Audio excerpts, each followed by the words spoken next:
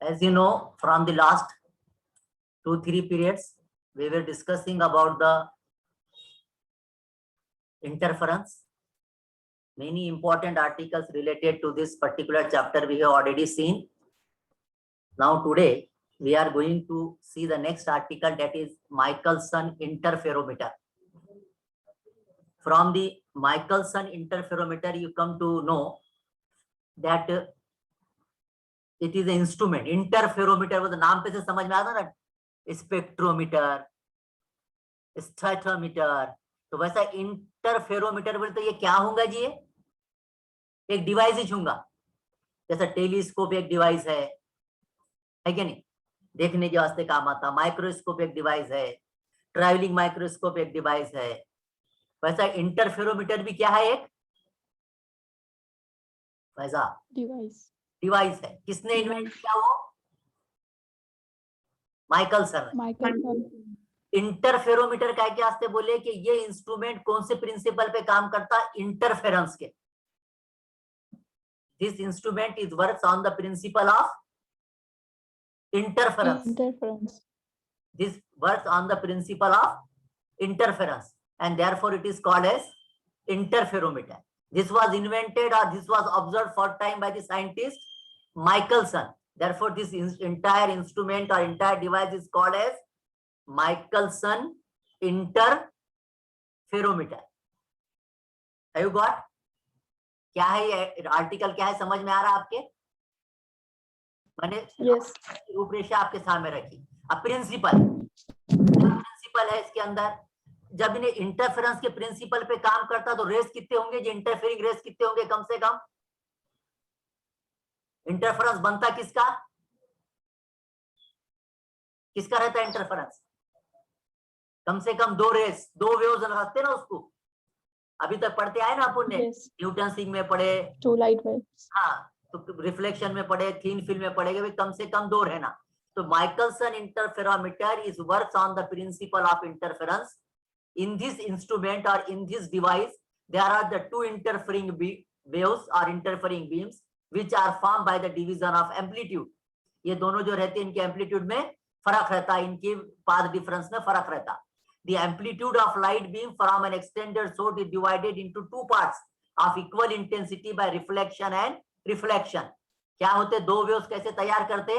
हालांकि गिरती तो एक ही रेस, लेकिन ये 2 रेस, एक जाता रिफ्लेक्शन होके आती और दूसरी क्या होके आती? रिफ्रैक्शन। इसकी वजह से टोटल कितने वेव्स बन जाते या कितने बीम बन जाते? 2। और ये दोनों के दरमियान क्या निकलता? फिर क्या रहता है? एम्पलीट्यूड चेंज है बोले तो पाथ डिफरेंस भी रहता। पाथ डिफरेंस है बोल के क्या करते? एक दूसरे के ऊपर इंटरफेयर करते, ओवरलैप करते और इंटरफेरेंस मिलता। बराबर है। यही बात बता रहे कि Michelson interferometer, there are the 2 beams which are formed by the change of amplitude of the 2 light beams या 2 light rays. One is obtained by the reflection, partial reflection, and another is obtained by the partial refraction. These beams are perpendicular into 2 directions. The 2 beams are finally brought together after reflection from the plane mirror to produce interference fringes. ये दोनों जो reflection और refraction के बाद आते, ये दोनों को एक जगह जो है तो लेकर आता, और उसके बाद जो जब उसको देखते टेलीस्कोप में से तो हमको क्या दिखता? वो दोनों वेव एक दूसरे के ऊपर इंटरलैप हुए दिखते, ओवरलैप हुए दिखते, यानी कि हमको क्या मिलता?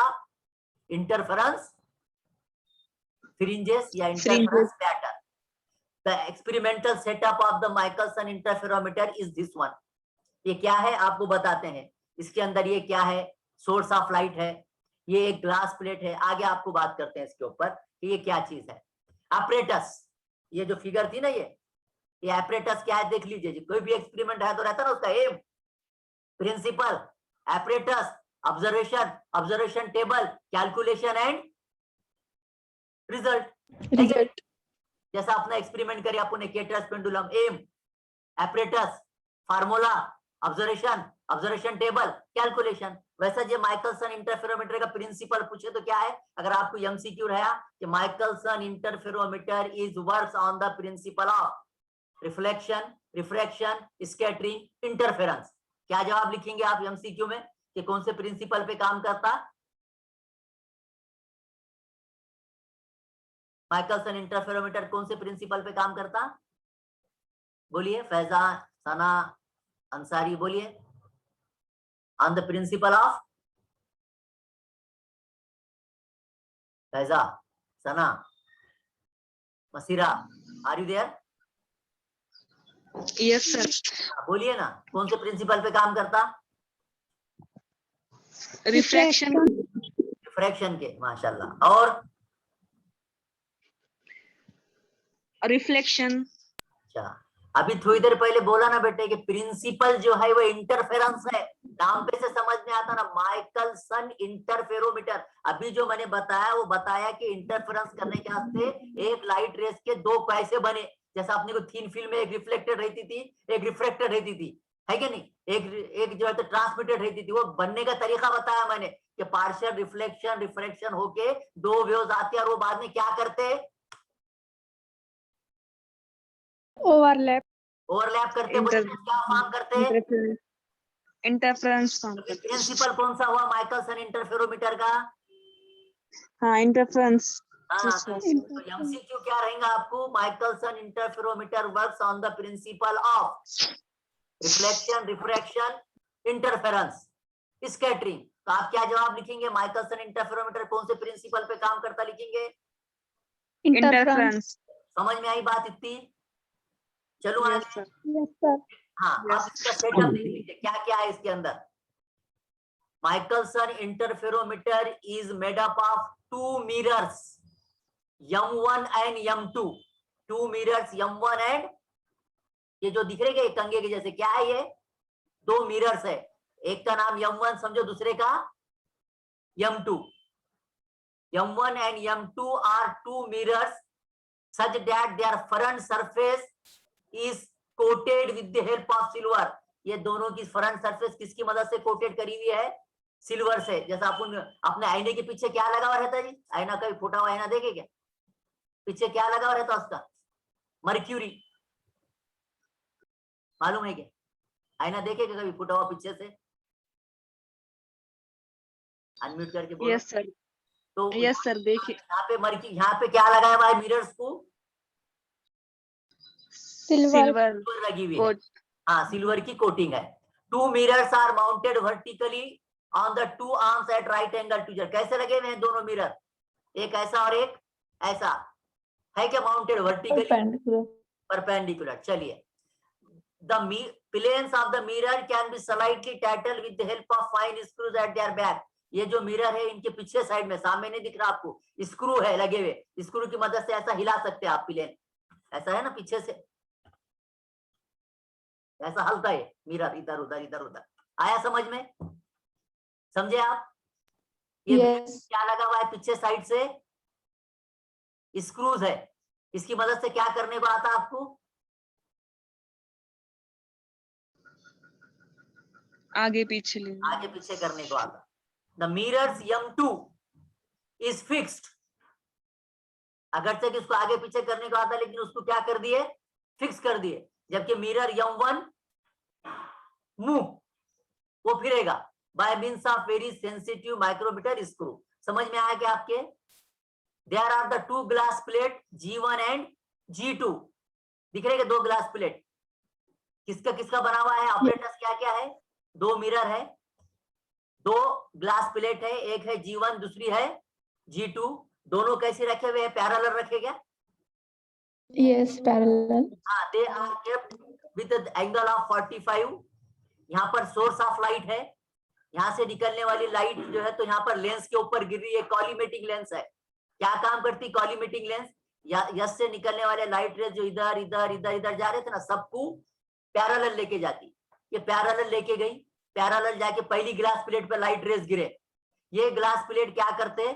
लाइट को रिफ्लेक्ट करते और पार्शियली रिफ्रेक्ट करते। समझ में आ गई बात? ये यहाँ पे जो लाइट रेज रिफ्लेक्ट होके इधर M1 के रास्ते को गए थे, M1 भी कौन है? क्या है M1 भी? ग्लास है। Mirror. वो लाइट को रिफ्लेक्ट करता फिर ये रास्ते को भेजता हो। आ गया? ऐसा गया, फिर दोबारा रिफ्लेक्ट होके वहां से वापस आके यहाँ आए। इधर जो लाइट रे थोड़ा पार्ट जो रिफ्लेक्ट होके इधर गया था, उन्हें किसको जाके मिला? सेकंड ग्लास प्लेट को। सेकंड ग्लास प्लेट ने फिर उसको रिफ्लेक्ट करी, कुछ जो है तो ट्रांसमिट हो गया तो आगे चले गया, और कुछ जो है तो रिफ्लेक्ट होके इधर आया। इसका रिफ्लेक्शन होके जो आएगा इसका दारोमदार इसके ऊपर रहेगा। ये मिरर को कितना हिलाते आप, और इधर से रिफ्लेक्टेड वापस आके इधर आई, इधर से भी रिफ्लेक्टेड वापस आके इधर आई। ये रिफ्लेक्टेड थी, इधर की रिफ्रेक्टेड थी, बराबर है क्या? इधर से जो है वो कौन सी थी, क्या हो गई? रिफ्रैक्टेड। रिफ्लेक्टेड। इधर से जो आई वापस वो कौन सी थी? रिफ्रेक्टेड। लिहाजा अब यहाँ पे इधर की रिफ्लेक्टेड, इधर की रिफ्लेक्टेड दोनों मिलके यहाँ आए, और फाइनली जो है तो दोनों वेव्स कहाँ आके मिले? ये यहाँ पे। और उसको देखने के वास्ते यहाँ टेलीस्कोप लगाया, इसमें से यहाँ देखे तो दो रेज एक दूसरे के ऊपर कैसे हुए दिखाई देंगे? ओवरलैप होते हुए। ओवरलैप होते दिखेंगे, लिहाजा इंटरफेरेंस यहाँ दिखेगा। समझ में आई क्या वर्किंग आपके? Yes.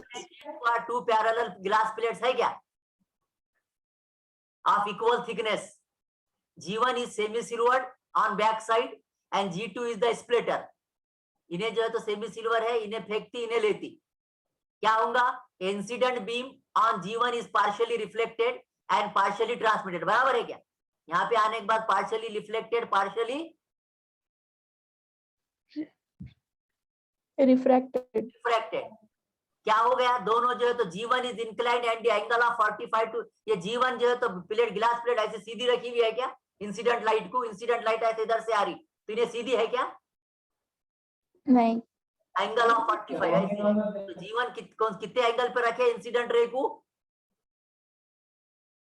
45 डिग्री पे रखे। क्या हुआ? G2 is called as the compensating plate and S is the source of light. फिर एक बार बोलूं, M1 M2 दो mirror, M2 fix, M1 movable, दो ग्लास प्लेट G1 और G2 एक दूसरे को ऐसा इंक्लाइन रखे। यहाँ पर एक सोर्स ऑफ लाइट जो कि लाइट इमिट करेंगी, लाइट सीधी आना बोल के यहाँ पे एक कॉलीमेटिक लेंस। ये जो G1 है ये भी पार्शियली सिल्वर्ड है, यहाँ से लाइट जो निकलेंगी यहाँ पर आएंगी, यहाँ पे आके गिरी तो इन्हें यहाँ से आज पार्शियली रिफ्लेक्ट होंगी, पार्शियली ट्रांसमिट होंगी। रिफ्लेक्ट हुई लाइट जैसे मिरर M1 पे गिरेंगी, वहां से फिर दोबारा रिफ्लेक्ट होंगी, और कौन से रास्ते को आएंगी? ये रास्ते को आएंगी। दिख रहा है कि तीर का निशान, ये जाता हुआ और ये आता हुआ, कहां पर आए? यहाँ आ गए। इधर जो ट्रांसमिट होके जो इधर से गई थी उन्हें फिर यहाँ से रिफ्लेक्ट होंगी। पहले क्या हुई थी? रिफ्लेक्ट हुई थी, अब क्या हुई? रिफ्लेक्ट हुई, और बाकी की ट्रांसमिट हुई। लिहाजा इधर की ट्रांसमिटेड, इधर की रिफ्लेक्टेड, दोनों मिलके कहाँ है? यहाँ है। दोनों कोई पार्ट डिफरेंस रहेगा क्या? दोनों उतने उतने फासले पर रहेंगे। इन्हें इधर से जाके इधर ऐसा आ रही, इन्हें इधर जा रही, यहाँ से होके ऐसा आ रही, तो दोनों के दरमियान पार्ट डिफरेंस रहेगा कि नहीं? Yes, रहेगा। दोनों इंटरफेयर करेंगे कि नहीं एक दूसरे को? Yes. और इंटरफेरेंस पैटर्न मिलेंगे जो किसका बना हुआ रहेगा? Alternate interference voltage, alternate Light. Bright dark, Dark fringes. Dark, बराबर है। Yes. Light from the source is rendered parallel, जो अभी मैंने बोला, by the lens L falls on the glass plate G1 at the angle of 45. At the back surface of G1 it is partially reflected along AC, बराबर बोला कि मैंने अभी? Reflected along कौन सा रास्ता है? इधर। अनम्यूट है कि बोलो ना फैजा, फिगर दिख रही क्या आपको? Yes, sir. हाँ, AC के रास्ते को गए, पार्टली ट्रांसमिटेड along AB, बराबर है क्या? Partly transmitted along, Yes. reflected beam moves towards the mirror M1, fast normally on it, कहाँ जाके गिर रहा है? रिफ्लेक्टेड रही है मिरर M1 के ऊपर, कैसे? वो भी Perpendicular. क्या होगा वहां पे गिरने के बाद? It is reflected, it will reflected along the same path and moves along finally AT, ऐसा इधर चले जाएंगे। ट्रांसमिटेड रे AB fast normally on the mirror M2, बराबर है क्या? It is again reflected from the same path. After reflection at the back surface of G1, it again moves along AT, बराबर है। इधर से आए वे इधर से आए, दोनों फाइनल में कहाँ है? AT के रास्ते को। 80. The two emergent beams have been derived from the, ये दोनों जो आए AT2 कहां से आए जी, इनका ओरिजिन कौन था? ये सिंगल इंसिडेंट रे। S. ये बन क्या है बाद में? दो बन क्या है, एक इधर से आई M1 के रास्ते से, एक कहां से आई, गई फिर वापस आई, इन्हें गई फिर वापस आई, दोनों के दरमियान पार्ट डिफरेंस है क्या नहीं? Yes. So these two emergent rays have been derived from the single incident beam and therefore they are coherent. These two beams produce the interference under suitable condition. बराबर है? अब आप बोलिए Yes. G2 रखी हुई काई को है, compensating plate G1, the refracted ray AC which pass through the G1 thrice. ये यहां वाली जो रिफ्रेक्टेड रे थी क्या, पहले गई कहां से उन्हें, ये रिफ्रेक्टेड थी, गई कहां से, G1 में से, आई कहां से, M2 से, कहां आई मगर, और G1 पे। और जारी कहां, कौन से रास्ते से जारी, किसके पास से गुजर के जारी, AT से। AT मतलब कहां है वो AT, G1 glass reflected ray G1 को कितने वक्त आके मिल रही, पहले वापस फिर जाते वक्त 3 times। तो ट्रांसमिटेड रे AB, क्या बोल रहे हैं हम आपको, transmitted ray AB fast normally on the mirror M2, it is reflected along the same path, then this reflected ray comes back, get reflected from the back surface of G1 and moves along AT, therefore it has एक दो रे बने single रे से, और two beams produce interference suitable condition, लिहाजा आपको ये बोल रहे कि reflected ray AC which pass through the G1 thrice, 3 मर्तबा, and the transmitted ray AB passes through G1 only once, एक रे 3 चक्कर खा के आ रही और एक रे एक ही चक्कर खा के आ रही, तो दोनों दरमियान पार्ट डिफरेंस रहेगा कि नहीं, एक थोड़ा सा यूं कर रही चली जा रही है, एक जा रही आ रही जा रही आ रही, फिर रास्ता मिल रहा है उसको, तो दोनों के दरमियान पार्ट डिफरेंस है कि नहीं? Yes sir. Yes sir। Faiza समझ में आ रही के बाद के फिगर की तरफ चलने का, और एक बार समझ गया सर। तो इसका मतलब 10 फंक्शन ऑफ प्लेट G1, लिहाजा G1 का काम क्या था फिर, एक रे उसके पास 3 मर्तबा आई, एक रे उसके पास 1 मर्तबा आई, तो फिर G1 का function of G1 plate is to equalize the optical path transferred by the both beams. अब इसके नतीजे में क्या होगा, जब जो पैटर्न जब इंटरफेरेंस होगा, तो इंटरफेरेंस पैटर्न इज, अब आपको बता रहे कि इंटरफेरेंस पैटर्न जो मिलेगा वो कैसा रहेगा, डार्क और ब्राइट रिंग का रहेगा, लेकिन रिंग कैसे रहेंगे वो बता रहे आपको, circular types of fringes, fringes कैसे दिखेंगे, बताया था ना 2 किस्म के फ्रिंजेस मिलते, उमूमन तो कैसे मिलते हैं, है क्या, नहीं तो दूसरी किस्म कौन सी है जो न्यूटन रिंग में मिली थी,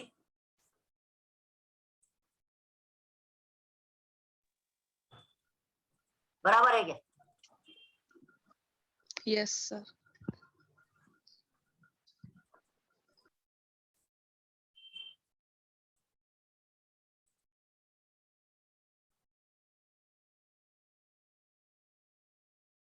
Circular fringes, concentric circular fringes are obtained when both the mirrors M1 and M2 are mutually perpendicular, वो तो है, image of M2 is at M2 dash parallel to M1, जो कि फिगर में दिख रहा आपको, hence M2 dash and M1 from the equivalent of the parallel film and therefore effective thickness of the air film is varied। अब ये जो fringes मिल रहे, इनकी थिकनेस किसके ऊपर डिपेंड करेंगी, क्योंकि फ्रिंजेस आने की वजह क्या है जी, मेन वजह लाइट का M1 और M2 से, M1 से रिफ्लेक्ट होके आना और M2 से रिफ्लेक्ट होके आना, इन लोगों की पोजीशन बदली तो इंटरफेरेंस फ्रिंजेस से फर्क पड़ेगा कि नहीं भाई, इंटरफेरेंस के ऊपर इंटरफेरेंस हुआ और पैटर्न मिला, पैटर्न कैसा मिला, ये ऐसा मिला, मुझे ये पूछना है आपको कि ये जो मिला इसका जन्मदाता कौन है, कौन इसको जो है, तो ये पैटर्न ये मिला काय की वजह से, ऐसा पैटर्न क्या हुआ बोल के, चलिए बोलिए आप अनम्यूट करके, काय की वजह से मिला ऐसा पैटर्न, दो लाइट रेस इंटरफेरेंस करे बोल के, बराबर है और नहीं है? Yes. अब मैं बोल रहा कि दो रेस लाइट के थे, कहां से आ रहे थे बाबा? एक M1 से और दूसरी M2 M2 से। अगर अपन ने M1 और M2 की पोजीशन ही जगह थोड़ी हिलाए तो इसमें फर्क पड़ेगा कि नहीं? yes तो वो बता रहे हैं पड़ेगा। आपको कि the effective thickness of the film is varied by moving the mirror M1, and when we see through the telescope you can see that the path difference between the two coherent beam, that is 2 mu t cos r.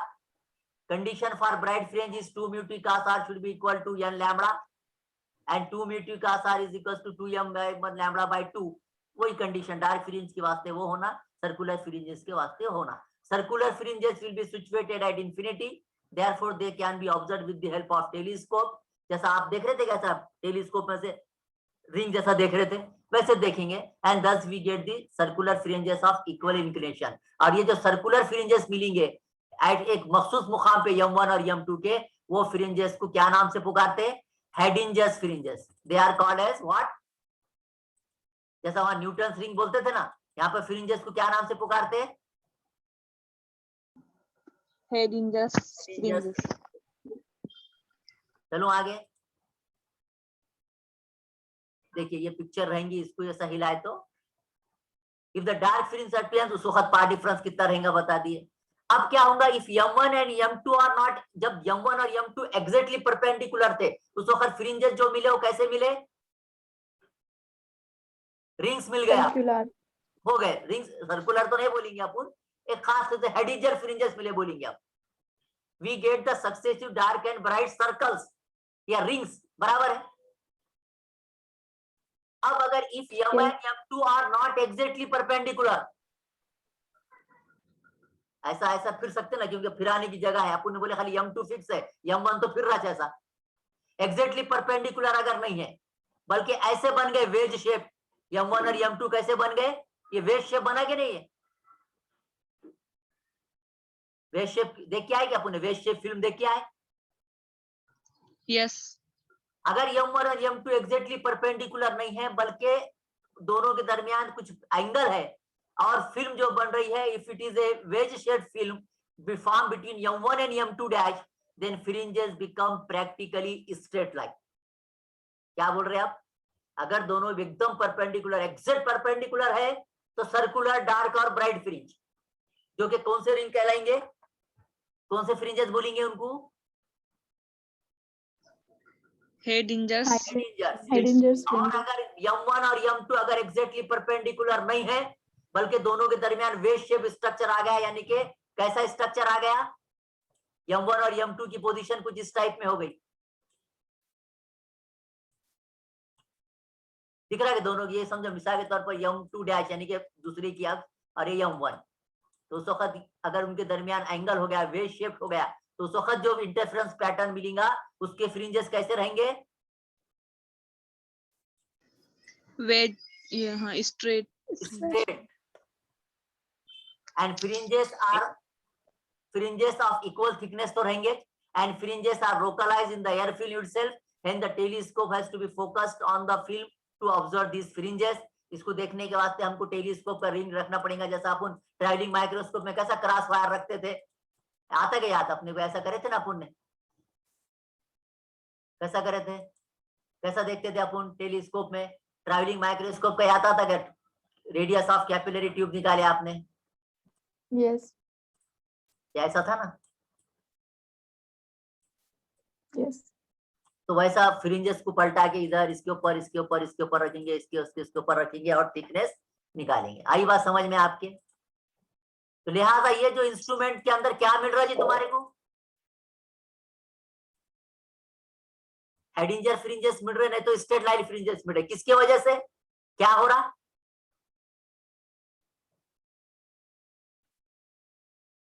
Interference. क्या adjustment है? दो mirror है, दो glass plate है, सारी process हो रही, interference pattern दिख रहे, हेडिंजर फ्रिंजेस दिख रहे या फिर स्ट्रेट लाइन फ्रिंजेस दिख रहे, बराबर है क्या? या ऐसे? और ये पूरी मिरर की पोजीशन ऐसी, तीसरे किस्म के फ्रिंजेस भी हो सकते। If the white light is, समझ में आया, एग्जैक्ट परपेंडिकुलर है m1 और m2 डैश, तो आने वाले फ्रिंजेस कैसे, एग्जैक्ट परपेंडिकुलर अगर है मिरर m1 m2 तो फ्रिंजेस कैसे, concentric कॉन्सेंट्रिक fringes, रिंग्स। दोनों अगर m1 और m2 डैश के दरमियान कुछ अगर एंगल है तो आने वाले फ्रिंजेस कैसे, straight line, तीसरी भी एक किस्म है कि जो लाइट आ रही है यस से, सारा खेल हो रहा कहां से, खुद ब खुद हो रही है, इंटरफेरेंस इंटरफेरेंस लाइट की वजह से हो रहा, कहां से आ रही लाइट, यहां से आ रही ना, S. यस से। source of Point light, S. Light किसकी बनी हुई रहती, क्या रहता लाइट में, particle, पार्टिकल की। particle, हाँ, चलती कैसा, Wave. stream, In the form of waves. Wave रही तो हाँ, उसको yes, वेवलेंथ रहती है जी, yes, Yes. वेव रही तो वेवलेंथ रहती है नहीं। तब आपको क्या बोल Yes, रहे हैं रहती। तीसरे किस्म के कि if the white light is used, यानी कि आने वाली लाइट अगर व्हाइट लाइट है, सोडियम की लाइट अलग, मर्क्यूरी लाइट अलग रहती है, वैसी एक व्हाइट लाइट जो कि 7 अलग अलग कलर की है। If the light coming from the source yes is the white light, at that time central fringe will be dark and other fringe will be colored। तीसरी किस्म बता रहे, हेडिंजर्स, स्ट्रेट लाइन, तीसरे वक्त क्या होगा बोल रहा कि ठीक है वो एंगल तो दोनों m1 और m2 डैश परपेंडिकुलर रहेंगे, वेज रहेंगे, वो तो है चाहे, लेकिन तीसरी भी एक बात ये है कि दोनों m1 और m2 डैश तो कैसे भी रहो, लेकिन यस से आने वाला सोर्स यानी कि लाइट ही जो पूरे इंटरफेरेंस फॉर्म कर रही, वो लाइट ही अगर व्हाइट लाइट है तो उस वक्त क्या होगा बोल रहे आपको कि centre fringe will be dark और उसके अतराफ Color. Colour with white. क्यों, क्योंकि व्हाइट लाइट कौन सी है, 7 अलग अलग कलर का मजमुआ है, vibgyor. Dispersion of light में देखते ना आप, किसको बोलते vibgyor, violet, indigo, blue, green, yellow, orange and Red. red। If the white light is used, central image will be dark, others will be colored, and with white light, fringes are observed only when the path difference is small। और एक बात बता रहे कि fringes जब white light रहेंगी, centre की dark रहेंगी, बाजू के कलर रहेंगे, और फ्रिंजेस जो मिलेंगे, फ्रिंजेस जो ऑब्जर्व करेंगे हम, only the path white with the white light fringes are observe only when the path difference is,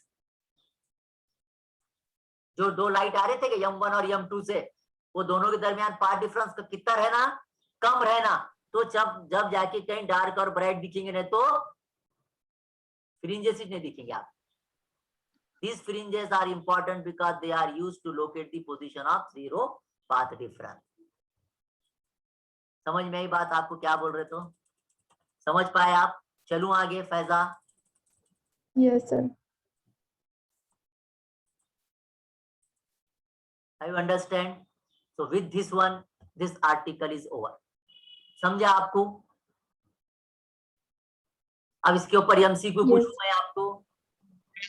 Fringes obtained in the Michelson interferometer is called as what? Hedingers. When the white Hedingers. light is used, when the white light is used, fringes are obtained when the, Dark in center. हाँ ठीक है, चलिए, dark centre and others are coloured. या इसको ऐसा पूछ सकते, in Michelson interferometer colored fringes are obtained when, in Michelson White light is passed. white light, mercury light, sodium light, ऐसा पूछ सकता। Michelson interferometer works on the principle of Interference. interference। ठीक है, in Yes. case of Michelson interferometer, the angle between glass plate and incident ray is 90, 45, 80, 45 180, degree. 45। 45 समझ में आ रही बात। आ गया तुम्हारे Yes, समझ में sir. माइकलसन इंटरफेरोमीटर कि ये एक एक्सपेरिमेंट है जिसकी मदद से ऐसे ऐसे कलर के फ्रिंजेस दिखते, path difference 2 mu t cos r is equals to n lambda रहा तो dark, 2 mu t cos r minus is equal to 2m minus 1 lambda by 2 रहा तो डार्क और उस वक्त रहा तो ब्राइट। ठीक है, तो with this one this article is over. If you want to ask any question you may please ask.